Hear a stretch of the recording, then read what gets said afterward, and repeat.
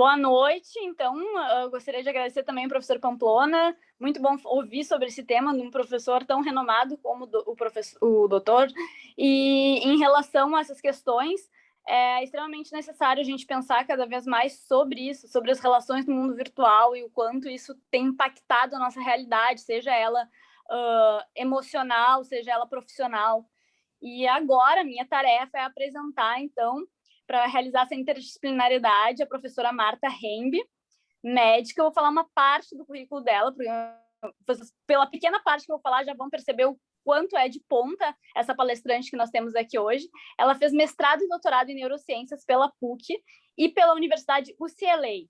Médica do Hospital da PUC, do Moinhos de Vento e do Albert Einstein em São Paulo. E a professora Marta vai tratar aqui um pouquinho sobre o autismo e a pandemia. Existe relação entre esses dois fatores?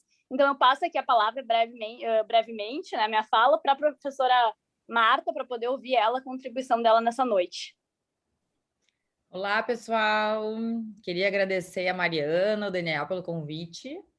Convite inusitado, né? A gente falar num congresso de direito, mas achei super bacana, diferente, né? 15 minutos.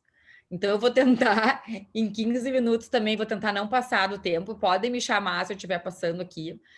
Falar um pouco do autismo na pandemia, que eu acho que, na verdade, quando a gente escolheu esse tema, porque é um tema que nos últimos 2 anos, assim, ele apareceu muito em consultório médico, em vários ambientes, né, em que as famílias estão envolvidas, por conta de um aumento no diagnóstico, tá? Então, eu vou compartilhar aqui uma apresentação. Eu vi que ninguém até agora, né, apresentou, mas eu vou apresentar aqui. Estão enxergando? Acho que sim, né?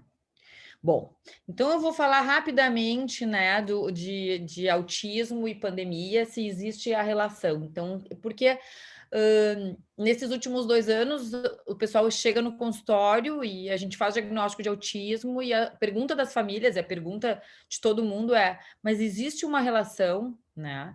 E daí tem duas respostas para isso, tá? Existe uma relação autismo e pandemia? Sim ou não. Então, várias e nenhuma. E por que existem várias relações do autismo com a pandemia ou nenhuma relação do autismo com a pandemia? Eu vou tentar explicar isso aqui. Bom, primeiro, para quem não é da área da saúde, né, para entender o que é o diagnóstico do autismo, né, pelo DSM-5, que é o último manual de doenças mentais, são os critérios diagnósticos que a gente usa, autismo é um déficit em comunicação e interação social, tá? Com comportamentos e interesses fixos, restritos e repetitivos, tá? Então, muitas vezes a gente recebe alguns famílias no consultório, mães muito preocupadas, pais menos. Normalmente é assim, o pai acha, não, acho que é o tempo dele, o pediatra diz que é o tempo dele, está se desenvolvendo, cada um, né, com a pandemia, as crianças estão mais isoladas, então ele tem ficado mais em telas. Então, essa conversa é a conversa que se repete no consultório nos últimos 2 anos, tá? Então, a gente não sabe se não é e tal. Então, o que a gente tem que fazer, em primeiro lugar, para entender se existe um aumento do número de crianças autistas, se esse aumento é real ou se esse aumento é relacionado com fatores externos, esse aumento não é real, que essa que é a questão do momento, tá? Então, o que a gente sabe é que nos últimos anos, e isso são dados recentes, tá? E dados já divulgados pré-pandemia, o número aumentou barbaramente, né? Se vocês forem ver em 2004, que o diagnóstico já era um a cada 166 crianças, hoje a gente tem um a cada 54. E dados novos da Academia Americana de Pediatria acham que os novos dados a serem divulgados vai ser um a cada 24 meninos e um a cada 90 meninas, porque a gente sabe que é mais prevalente em meninos, tá? Então, existe um aumento do número de casos de crianças com autismo, sim, mas isso tem a ver com a pandemia? Provavelmente não. Por quê? Porque já existia esse dado de 2020 aqui, ó, antes da pandemia começar, já sabíamos que a gente estava com 1,54. Então, por que existe esse aumento e por que existe essa relação com a pandemia? Então, por que desistir esse aumento? A maior explicação que a gente acha, apesar da gente procurar em incontáveis lugares diferentes essa explicação, tá? A maior explicação que existe de fato é essa, que nos últimos anos, ó, para 2022, está escrito aqui, que é o CID-11 e o DSM-5, que são os dois nossos manuais de classificação de doenças, doenças mentais e doenças gerais, aqui muda em 2022, mas já se usa isso aqui, já está divulgado no meio médico, muitos médicos já fazem diagnóstico a partir do CID-11 em vez de do CID-10. A mesma coisa o DSM-5 ao invés do DSM-4. O que mudou? A gente, a partir dessas duas novas classificações muito recentes, aumentou a abrangência do diagnóstico. Então, não é que tem mais casos durante a pandemia. É porque a gente faz mais diagnósticos hoje do que se fazia há 5 anos, há 10 anos, há 15 anos. Antes, era um transtorno do autista ou transtorno de Rett. Aqui, hoje em dia, a gente entra todo o paciente que tiver dificuldade de comunicação e socialização, que nem eu mostrei no 2 slides atrás, mais movimentos repetitivos estereotipados e tendência à repetição de comportamento, entra como diagnóstico de autismo. E daí, o que os manuais nos mostram? Que eles podem ser, isso pode ser leve, moderado ou grave ou severo, ou com presença de comprometimento intelectual ou não. Antes não, antes era muito mais restrita essa classificação. Então, esse diagnóstico não era feito com tanta facilidade. Então, uma preocupação que a gente tem hoje, tá? Que é uma preocupação dupla, e isso é muito interessante. Antes era a preocupação de muitos diagnósticos passando despercebidos. Entra só como deficiência intelectual, entra só como uma síndrome específica, mas não como autismo. O que acontecia nesse caso? Os pacientes não tinham a reabilitação e a estimulação correta na idade ideal, que faz com que esse paciente mude o curso dessa condição, que não é nem considerada doença, tá? Então, o lado ruim de não fazer diagnósticos era esse. Muitos passavam sem diagnóstico e nunca foram estimulados lá na idade tenra, na primeira infância, da maneira que deveriam ter sido. E agora, uma preocupação, ainda existe essa preocupação, né? Dos pediatras falarem, não, tá tudo bem, é o desenvolvimento normal da criança, cada um tem seu ritmo, cada um tem seu jeito de se desenvolver. Então, essa preocupação ainda existe. E agora vem uma preocupação nova, que é oposta a essa, que é, bom, então qualquer dificuldade de comunicação e que tem algum movimento repetitivo, significa que é autismo. Então, a gente está vendo os dois lados. Diagnósticos ainda não feitos e diagnósticos feitos de maneira exagerada. E esse lado aqui, que é o que tem uma grande relação com a pandemia, tá?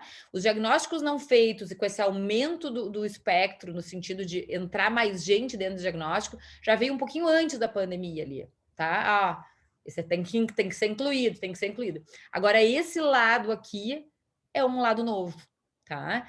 Que todas as crianças que porventura ficaram muito tempo em tela, ou teve criança que nasceu na pandemia, que o primeiro e segundo ano de vida foi durante a pandemia. Então, tem crianças, ou que os primeiros 6 meses de vida, quando o desenvolvimento é muito sutil da forma de a gente avaliar socialmente falando, que não se nota nada, e depois, nos próximos 1 ano e meio ou 2 anos, foi durante a pandemia. Então, tem crianças de 3 anos que ainda não saíram de casa, né? Se a gente for pensar nisso, crianças com 3 anos que ainda não socializaram, que moram em casas de famílias muito preocupadas com Covid, que pais trabalhando em tela, botando as crianças em tela ou com pouco estímulo, são crianças que não desenvolveram a fala, são crianças que não desenvolveram a socialização. E aí, elas entram no critério diagnóstico de autismo? Então, a gente está cheio de autista, tá? Então, esses são os dois lados dessa moeda. Aumentou, não aumentou? Quais são os nossos fatores de confusão, tá? Então, aqui, por que várias, então? Justamente por isso, a relação que existe, as várias relações que existem entre pandemia e autismo foi o quê? são as relações de piora, né? As crianças com cuidados especiais dentro de casa. O que acontece? A criança autista, ela tem uma necessidade de ver o mundo e de sentir o mundo de uma forma diferente dos típicos que a gente chama, né? Os atípicos. Muitas vezes eles têm uma necessidade tátil, eles precisam tocar para entender, eles precisam cheirar, eles precisam provar o gosto das coisas para entender. Então, são crianças que foram muito prejudicadas, são crianças que não conseguem usar máscara durante a pandemia, porque por não poder se expor o mínimo que fosse necessário. Por quê? Porque a tendência dessas crianças é tocar, é botar a boca, é não querer usar máscara. Então, crianças que foram ainda mais isoladas durante a pandemia para não serem expostas aos riscos. Então, foram crianças que se prejudicaram, que já existia o diagnóstico, sim, e que a relação existe porque elas se prejudicaram muito por não poder se expor e, consequentemente, expor seus familiares por essas condições, que hoje em dia a gente sabe, né, que o contato em superfície é muito difícil da gente pegar o Covid por superfície, enfim, mas até um ano atrás, meio ano atrás, não se sabia desse dado, né? Então a preocupação era muito grande. A mesma coisa da máscara, a criança transmite pouco, transmite muito. As crianças não conseguem ficar de máscara. Não é porque elas não conseguem respirar, não, porque tem uma coisa tocando nelas. Elas não conseguem. Tem crianças que não conseguem, autistas que não conseguem ter etiqueta tocando. Tem crianças que não conseguem usar manga longa. Então, essas questões de sensibilidade, né, essas questões sensoriais, de integração sensorial de todos os sentidos, fizeram com que esses autistas se prejudicaram muito. Então, essa relação existe, sim, tá? E aqui segue, assim, aqui eu botei alguns recortes de jornais e revistas falando, olha, são desafios, como é que a gente vai dispor essas crianças, qual é o impacto desse isolamento, né? São crianças que dentro da reabilitação existe a necessidade imprescindível de expor aos seus pares, essas crianças precisam estar integradas à escola. E como é que a gente vai integrar essas crianças à escola se elas lambem tudo, se elas não usam máscara? Então, foram crianças prejudicadas e existia essa relação, sim. Tá? Então, as características do autismo, né, elas por si só elas prejudicam, né? Justamente por isso, ó, alterações das funções sensoriais, essa questão de querer sentir o mundo de outras formas, né, não só visual, mudanças de rotina, a gente sabe que são crianças que têm uma rotina estabelecida e que se desregulam se tiradas dessa rotina, e as rotinas foram mudadas de todo mundo, né? A babá que vinha não vem mais, o pai e a mãe que saíam para trabalhar não saem mais, eu que ia para a escola não vou mais, ia para as terapias não vou mais, né? Então, e também a falta de oportunidade, obviamente, de estímulos dentro da escola, né? Então, o principal aí, nesse caso, né, sempre foi a gente fazer um diagnóstico precoce para estimulação específica, né? Porque a gente sabe da importância do diagnóstico precoce para que o cérebro se desenvolva da melhor maneira possível. Quanto mais cedo a gente consegue intervir, mais resposta a gente tem desse cérebro, ele é mais plástico, né? E as crianças perderam muito por não estarem em ambientes com outras pessoas, em que essas exposições a outros e à natureza e aos seus pares especialmente foram evitadas por conta dessas condições especiais delas não conseguirem lidar com as limitações do Covid. E também muitas crianças que teriam, menores de 2 anos, que teriam que começar a ser estimuladas, não foram, porque estava tudo fechado, né? E não podiam ser expostas a lugar. Então aí a gente perde muito no que a gente chama de poda neural. Eu não vou entrar em detalhes, e plasticidade cerebral, o que é isso? Essa importância que a gente tem. Por que a gente fala tanto, tem que fazer diagnóstico precoce para estimulação precoce? Porque existe plasticidade cerebral, existe poda neural. Poda neural, o que é? A partir dos 2, 3 anos de idade, o cérebro se reorganiza. E nessa reorganização, se a gente não tiver ainda usado da reabilitação e mostrado o caminho que a gente quer que o cérebro siga, a gente tem grandes chances de perdas para sempre. Tá? Apesar da plasticidade cerebral, da gente saber que existe modificação para o resto da nossa vida no nosso cérebro, a gente tem uma época específica para dar os certos tipos de estímulos para que essas crianças não tenham perdas maiores do ponto de vista de conexões neuronais. Tá? E por que não existe nenhuma? Pode existir várias relações, são essas que eu falei, e não existe nenhuma, que é o que a gente chama de autismo das telas. Então, o que aconteceu nos últimos anos e que culminou na pandemia? Essa preocupação do autismo virtual, que foi muito criticado pela sociedade médica nesses últimos 2 anos, especialmente esse termo, porque não existe esse termo. Dizer que o menino é autista porque ele está muito na tela é um termo errado. Mas por que se usou e por que existe essa preocupação? Justamente por isso, ó. Celulares eletrônicos podem causar autismo em criança. Existe autismo virtual? Não existe isso, tá? Então, o que existe e o que é o chamado autismo virtual? São manifestações do espectro que a gente colocou ali naquele primeiro slide, que passam a aparecer, e aqui cabe a nós médicos vermos essa diferença, quem trabalha com saúde mental na infância, passam a aparecer por questões de excesso de estímulo em telas. E quando eu falo tela, é celular, é computador, é televisão, é tablet, tá? Qualquer tela. Uma criança não autista, tá? Para uma criança não autista, por volta dos 2 anos de idade, ficar exposta diariamente às telas faz com que ela comece a anular coisas que estão ao seu redor. E o primeiro sintoma é o isolamento social. E o que a gente tem de primeiro sintoma do autista? O isolamento social. Se a criança está isolada na frente da tela, com quem ela vai falar? O segundo sintoma é o prejuízo na fala. E o que a gente tem de segundo sintoma do espectro do autismo? Dificuldade de comunicação. Então, dificuldade de socialização, dificuldade de comunicação. E por último, tendo uma preferência por rituais e rotina, que todas as crianças pequenas têm essa preferência, eles gostam, tanto é que a gente fala, as crianças precisam de rotina porque elas precisam, porque elas se organizam mais na rotina, tá? Mas especialmente nessa faixa etária, a criança opta por ver os mesmos desenhos e os mesmos programas, isso é da infância normal. O que acontece? Dificuldade de mudar a rotina, é uma outra característica do autismo. Então, se for ver crianças pequenas, até ali por volta de 2, 3 anos, que nasceram no meio dessa loucura dessa pandemia e que, com todas essas mudanças de rotina, ficaram muito expostas à tela, são crianças que perderam na socialização, obviamente perderam na comunicação verbal e não verbal, e têm dificuldade de mudar de rotina e tendem a ver. Então, o que acontece? O pai chega lá no consultório e diz: meu filho não olha para ninguém, não, a gente chama, ele está na frente da televisão, ele não vira, não tá com atraso na fala e não quer fazer nada a não ser ver o mundo bita. Daí o que acontece? A gente vai lá e quais são os critérios diagnósticos? Déficit de comunicação e interação social, isolamento social, prejuízo na fala, comportamentos fixos, restritos e repetitivos, dificuldade de mudar a rotina, quer sempre ver os mesmos desenhos, é autista. Não é autista, tá? O que acontece quando daí, então, assim, para encerrar e para vocês entenderem, assim, isso é uma questão de família, porque o consultório do neurologista infantil, do psiquiatra infantil, lotou nos últimos anos com essas queixas.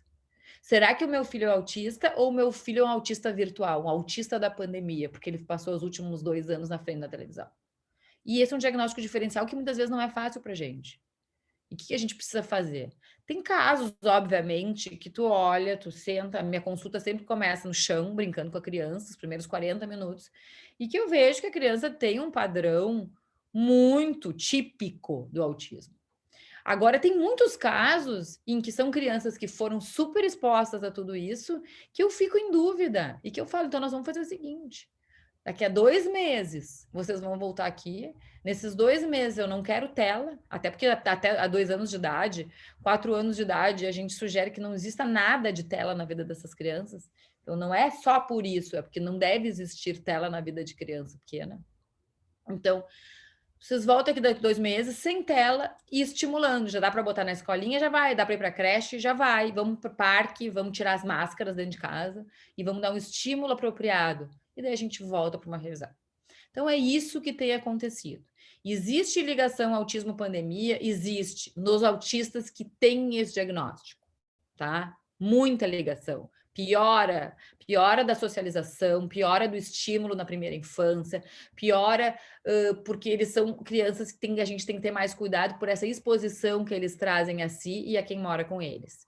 Mas também não existe não, a pandemia não torna alguém autista, a tela não torna alguém autista, mas torna o médico uma pessoa imprescindível para fazer um diagnóstico diferencial, né? E orientar essa família. A gente precisa orientar essas famílias da real preocupação que a gente tem das telas na primeira infância, tá? Espero ter ficado no meu tempo e ter acrescentado um pouco aí para esse grupo enorme do direito de família. Obrigada a todos. Obrigada pelo convite. Muito obrigada, doutora Marta, por nos prestigiar hoje, contribuir com o nosso evento, jogando luz para esse tema que é de muita importância. Nosso próximo palestrante, ele é meu quase conterrâneo, é o professor Kleber Angelou.